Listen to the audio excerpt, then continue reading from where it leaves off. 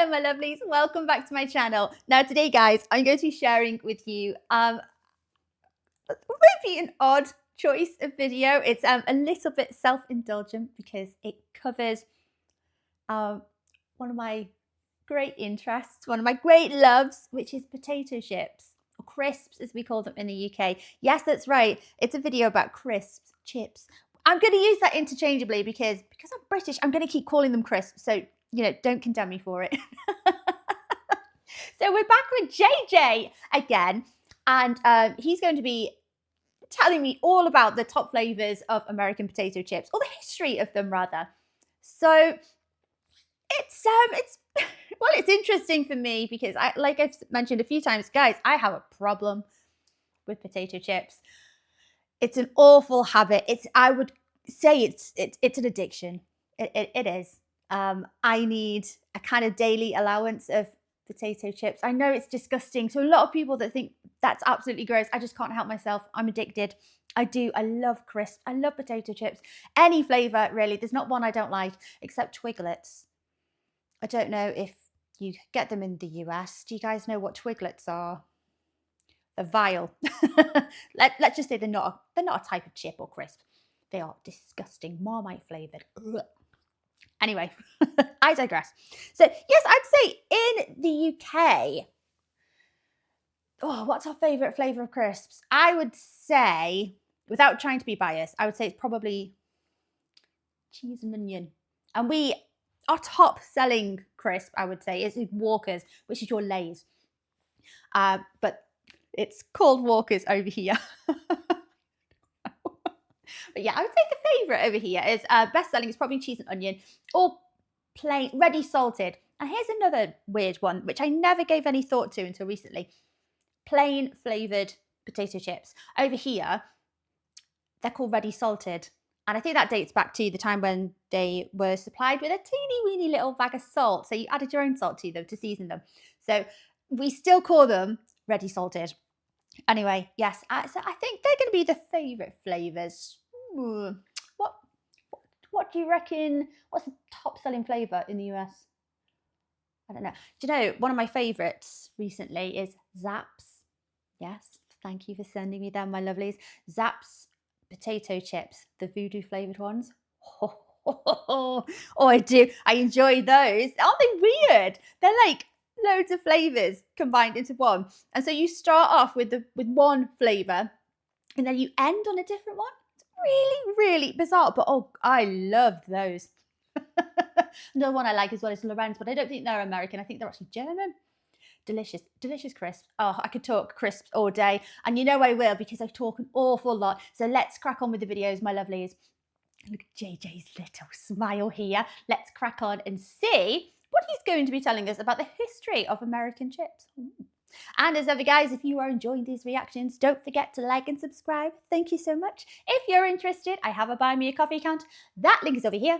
And if you want to help support my channel, I have a Patreon account. That link is in the description below.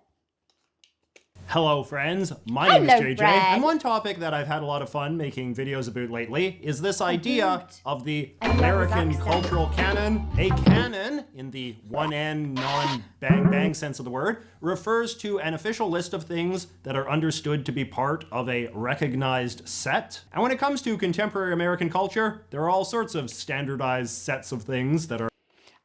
I'm just noticing in this video here, he's got such an interesting lot of things on his shelves here. Quite a lot of game orientated. We've got Wario there and is that Dr. Robotnik?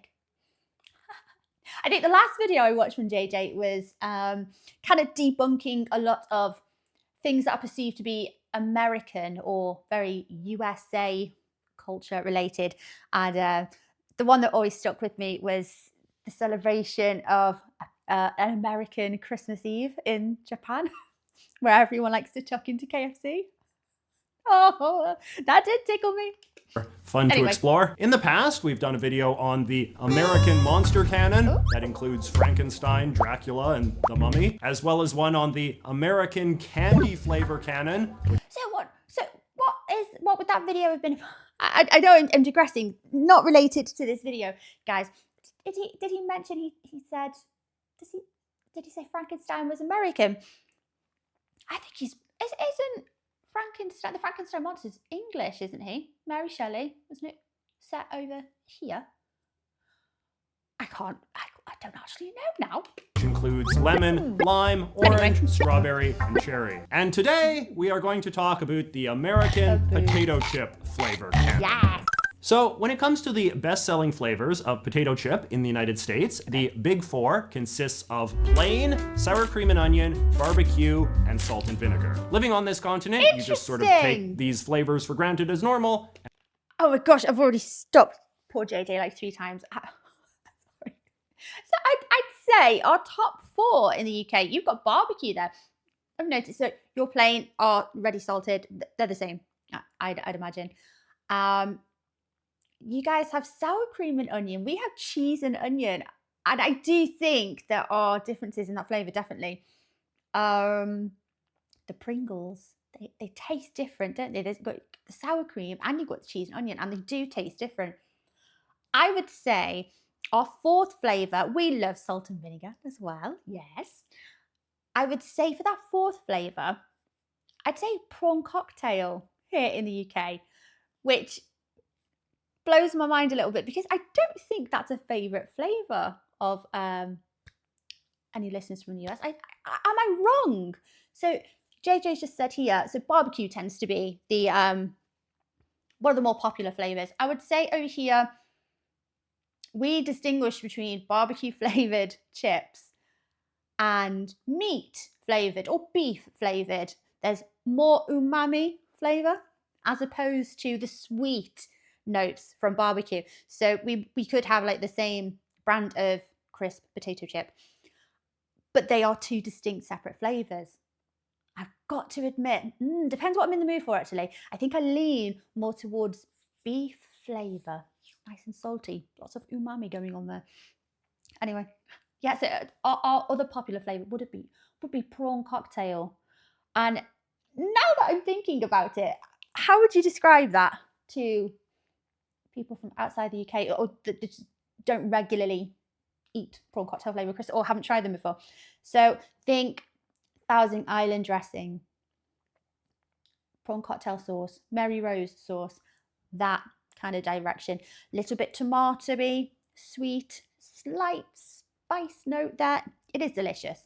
And probably don't often pause to ponder just how unique and arbitrary they are. In many foreign countries, after all, their potato chip flavor canon is completely different. I remember when I was in Holland, pepper flavor chips, in the sense of green or red pepper flavor, were very common. In many parts of Asia, meanwhile, shrimp flavor is one of their standards. These are grilled prawn flavor from Thailand. Even in America itself, there was a time when some companies were trying to make peanut butter flavored chips a thing. But let us just take a step back a bit. Oh my gosh, I can't even imagine what they would taste like. Peanut butter, but in a crisp, in a potato chip. I'd really like to try it. When I was in Egypt a few months ago, there were some distinctly different flavours. And even though the packaging looked the same, they were still Lay's. But, and obviously not being able to read Arabic, I had no idea what these flavours were. We tried them. Pepper came up quite a little bit, I think. And a kebab flavour, which was tasty. Yeah. Meaty.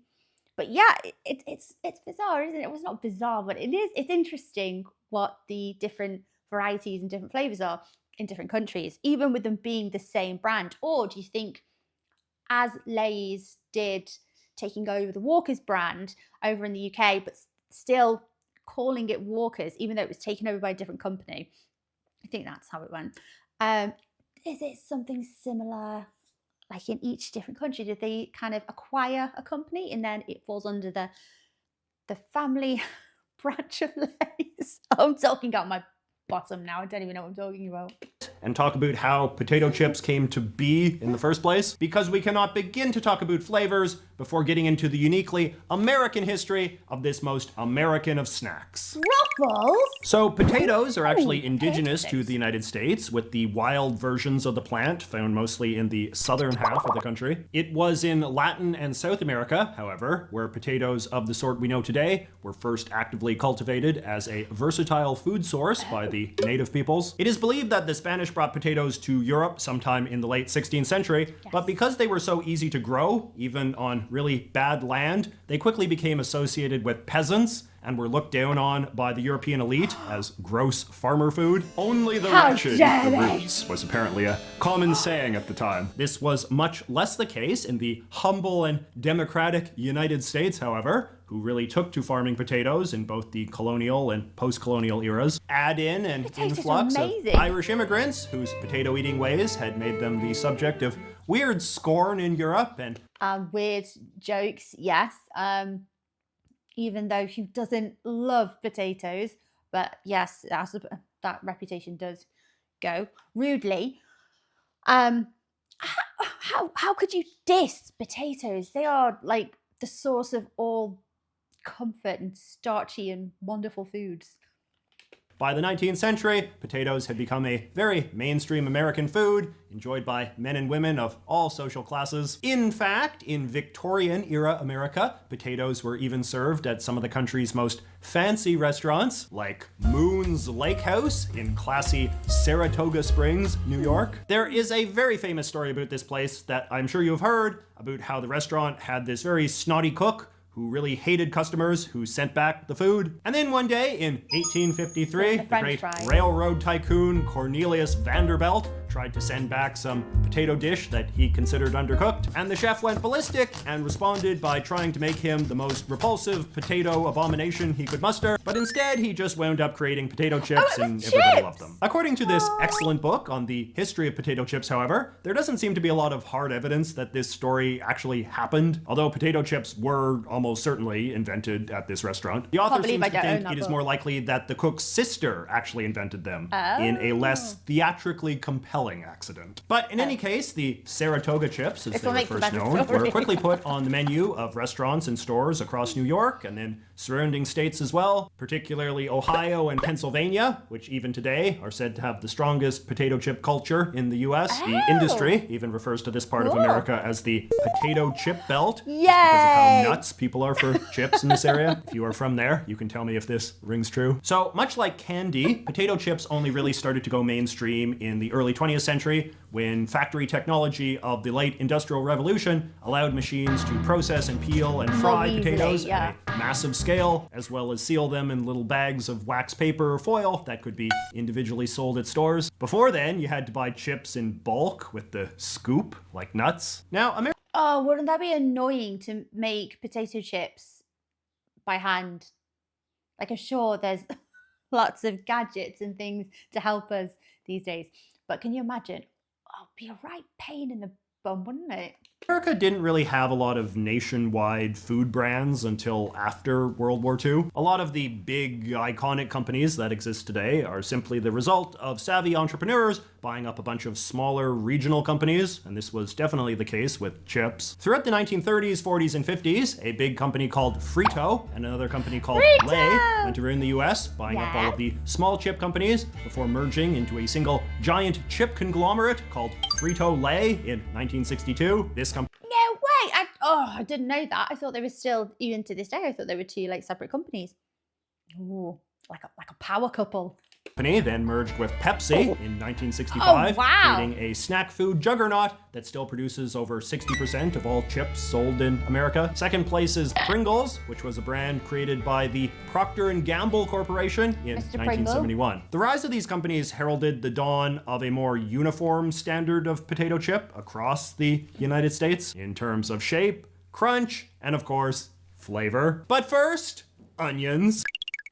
So onions originate somewhere in the Far East and were brought to Europe by the Romans. Like potatoes, onions are also a pretty simple thing to grow, and as a result, the Europeans had a lot of similar snobbery towards people who grew or ate them as a result. Although what's interesting is that in this case, it was a very Northern Europe versus Southern Europe sort of thing. In England, especially, from about the 17th century on, onions were considered an extremely low-class sort of food, with people who ate a lot of onions and thus smelled like onions being considered the most repulsive sort of person. In the real old days, there was even a thinking that the pungent taste of onions would rile up your blood and make you violent or horny. But in other parts of Europe, it was a completely different story. The Spanish, Greeks, and Italians all ate a lot of onions, which the British would cite as evidence of their moral superiority over the continent. Although it was sometimes a bit surprising to the Brits that even the French, who they thought of as being closer to their civilizational equals, ate onions too. In this book about the history of onions, it describes the British poet Percy Shelley visiting France in the early 1800s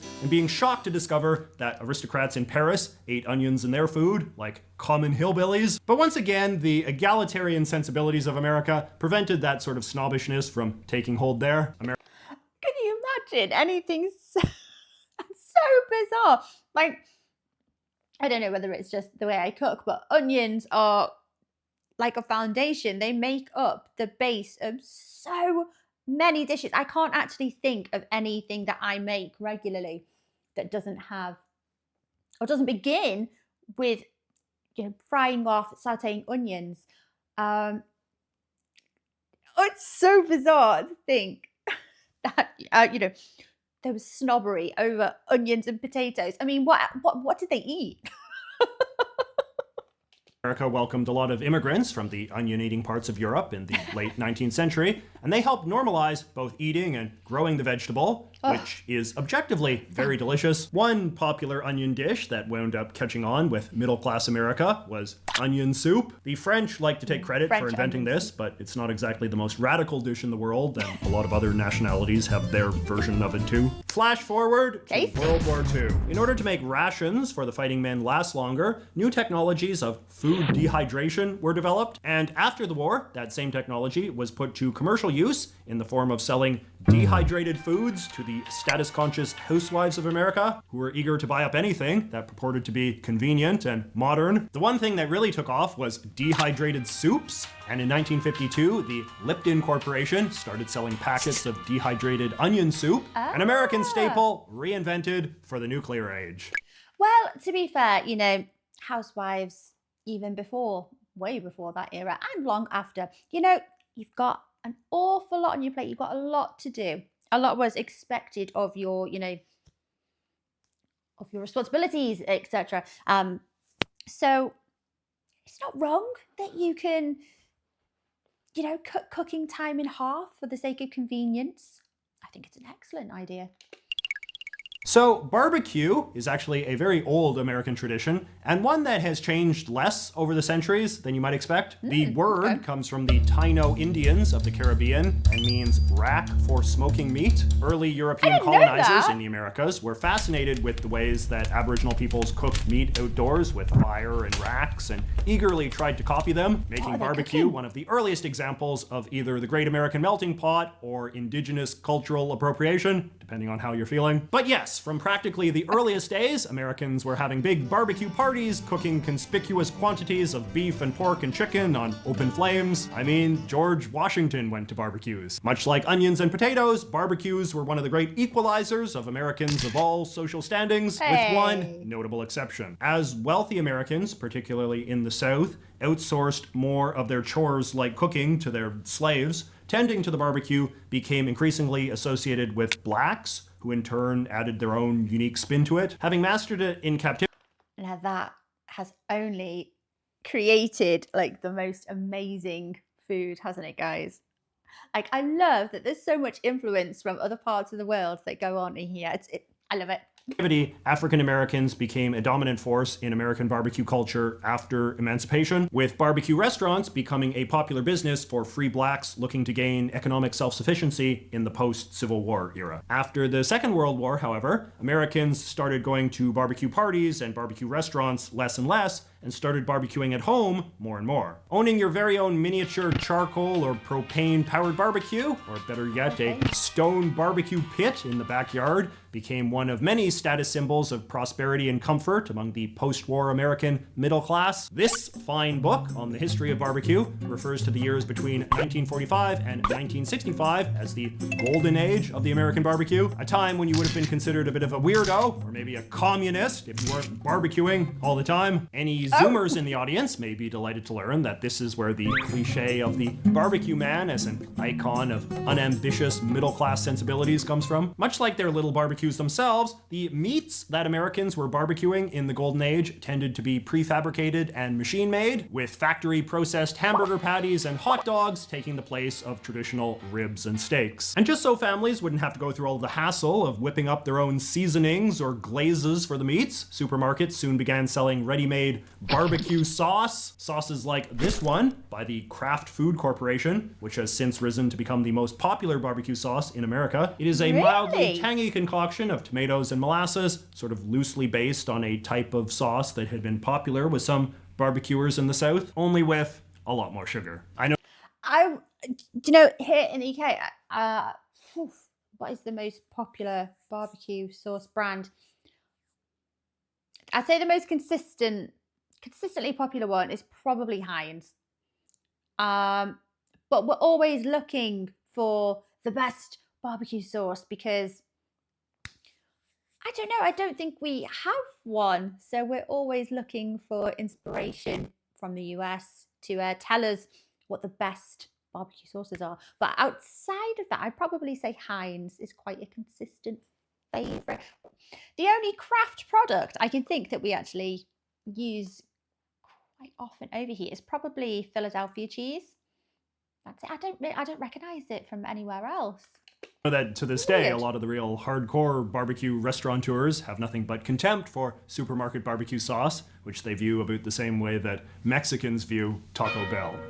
Oh, okay. By the 1970s, your average American was eating 4 pounds of potato chips a year, with potato chips counting for 50% of all American snack foods, at least according to this 1975 press release from the American Potato Chip Institute. But delicious though they might be, there are only so many salty potato discs you can choke down before you start to get bored. So what did the ever innovative American people do to make their chip-eating experience more exciting? Why, dip them in something, of course, like barbecue sauce. That stuff goes with anything. Others were more creative. Shortly after that Lipton onion soup mix was invented, the Californians started a craze of mixing onion soup mix with sour cream to create a delightful new sauce that was perfect for dipping chips in. Some people said it was like biting into a delicious baked potato with sour cream and chopped up onions, one of the most beloved of America's many iconic potato-based dishes. The Lipton people certainly got big dollar signs in their eyes when they heard about this and began actively pushing the idea that you could buy their soup and make California dip in all of their advertisements. When you read about the history of this, they often make a big deal of the fact that Lipton sponsored a very popular TV show in the 1950s called Talent Scouts,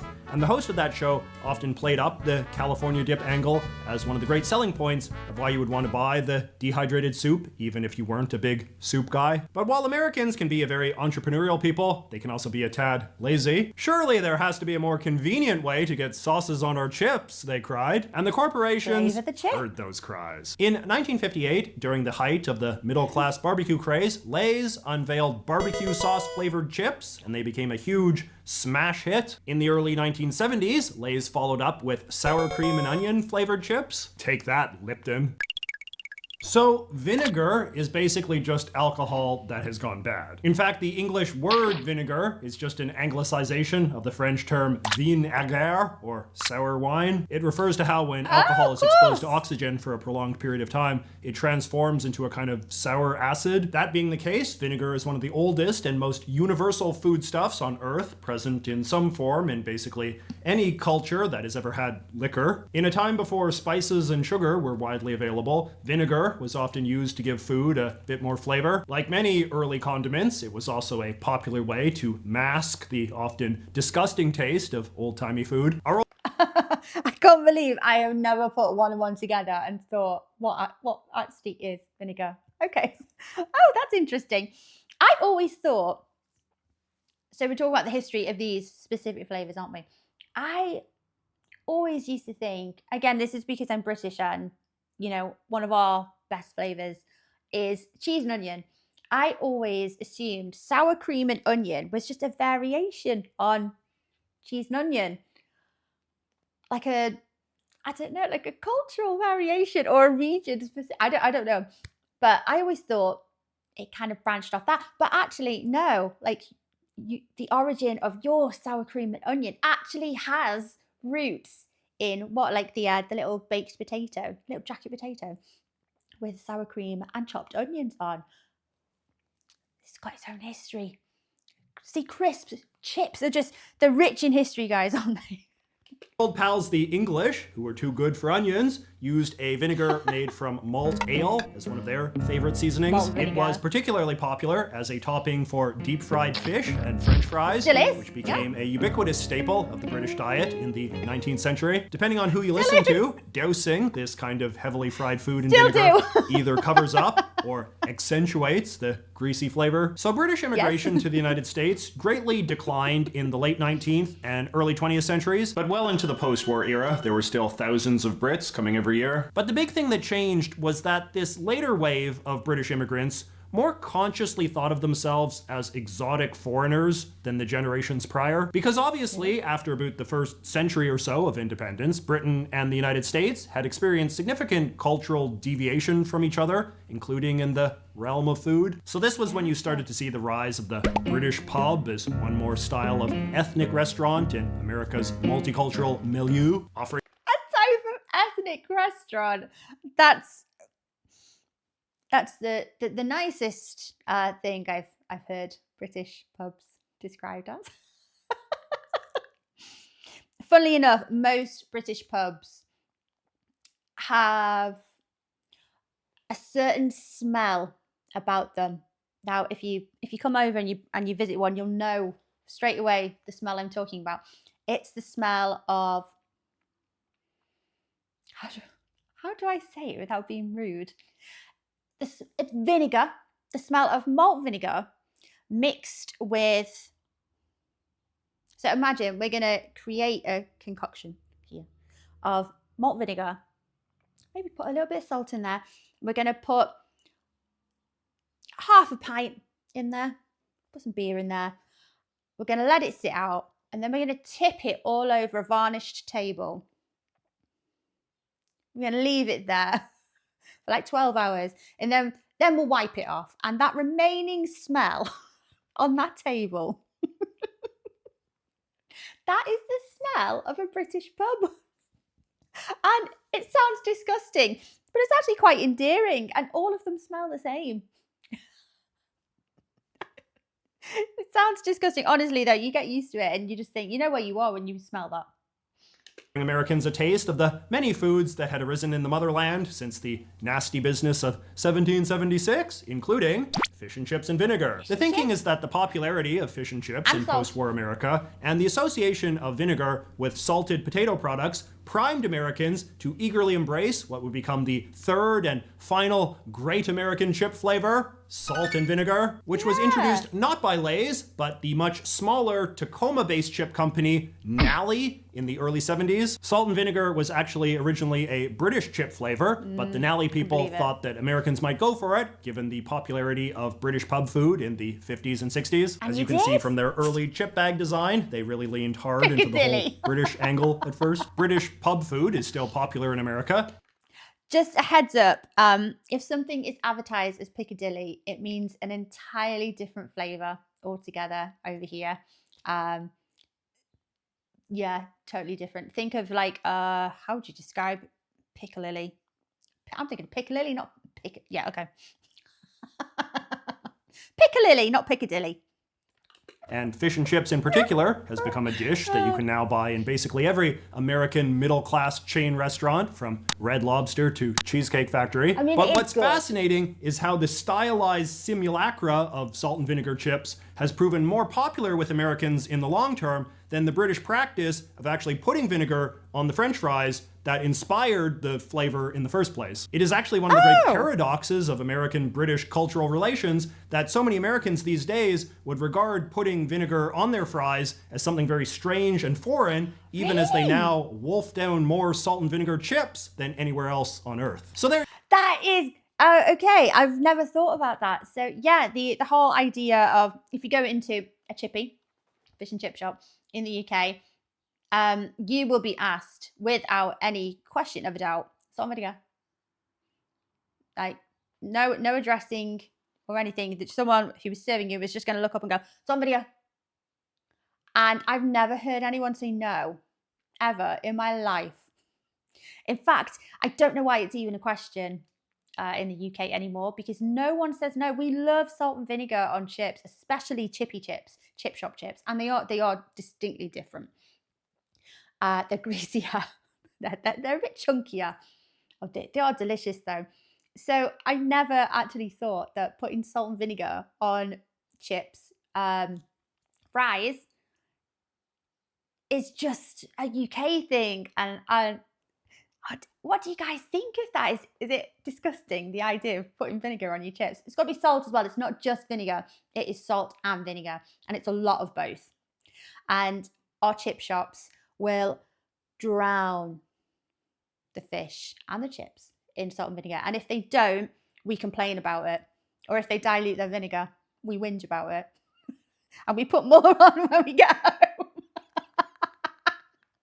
You have it, 4 distinct flavors of chips, each one containing within them an elaborate tale of America's cultural evolution as a vibrant, independent nation. If you are from a non-American nation, or have merely spent some time in one, I would be curious to hear you share your insights into the potato chip flavor canon of another country in the comments below, and I will see you all next week. Bye! I could have waited to pause it then, I didn't know we were at the end. Yeah. We have had a very detailed, very thorough history of all of your top 4 flavours. Has he missed any? Are there any flavours that you think, oh, they were a close 5th favourite flavour? We've got quite a few in the UK. So roast chicken tends to be, oh, that divides people actually. You either love it or you hate it.